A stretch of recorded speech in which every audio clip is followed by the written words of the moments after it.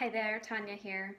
Just wanting to give you a little picture of what I would consider the big elements of the way I approach therapy work. So, first things first, mindfulness.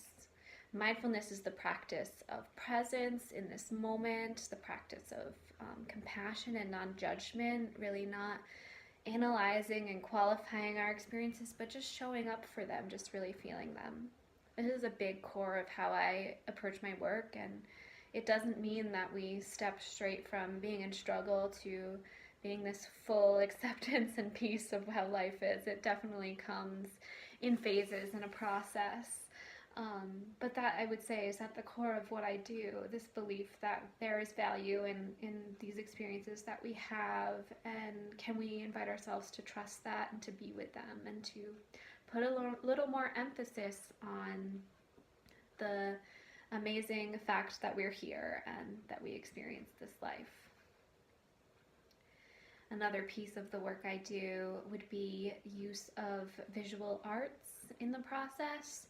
This can be in terms of looking at art, it can be looking at images to try to see what comes to mind for you, to kind of break those patterns of just thinking and talking through things and seeing it from a different perspective. This could be a little bit more intuitively, like creating drawings and using with colors in a way that is a little bit more meditative and just kind of curious about what comes up.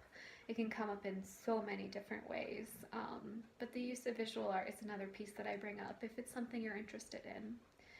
I also really love to invite people to reconnect with the body. It is here in our world. We tend to forget about it a lot of times. We're very encouraged to think things through with our brains and through words and through analyzing. So I like to invite you to connect with your body and know that there is information to find there, there's wisdom to find, there are needs to be met, there might be something that you're feeling in your body related to an emotion that you could talk your way around for a long time, but if we forget that the body's there, we won't quite get to the core of it. And this can show up in smaller, sort of more regular ways, and it can also show up in some deeper sort of histories and trauma and deeper sort of feelings that the body holds that we might think that we've talked ourselves beyond, but it still lives in the body. So this can show up by just simple ways of checking in, getting present with our bodies, just like plain offering a moment to pay attention. It could be in playing around with different postures, different ways of sitting, standing, different movements that resonate for us, checking in with, what's the difference of doing something like this versus doing something like this. And it can seem kind of simple and abstract, but it can really help us learn to connect with our bodies, to know that there really is a difference in these different ways that we hold our bodies or move our bodies. Another piece of how I work is really looking at the way that your mind works, the way that you got from this thought to that thought, the way that you organize your experience of the world. Are you such a big picture thinker and things kind of come abstractly, or are you looking at the details by details?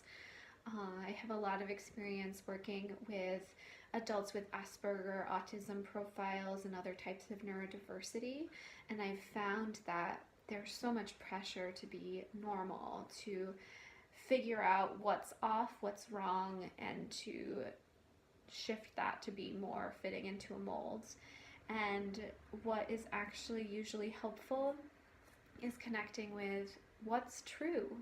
What is part of me? What is the way I see the world? And can I find value in that? And can I find value in being who I am rather than trying to shift into being something else? And I think that naturally ties into what I'd say would be one of the last pieces of the sort of foundational ways that I approach work, is that I think that there's a lot of value in authenticity. There's value in finding that version of yourself that feels really true for you versus just trying to fit in, just trying to get by. And sometimes there's a lot of process of learning to fit in and learning to get by and learning to communicate that will give us space to be able to be our authentic selves. But ultimately, I hope that we can find a way for you to connect with who you are and to value it and feel really good about that. So those are just a few fundamental parts of the way that I look at therapeutic work.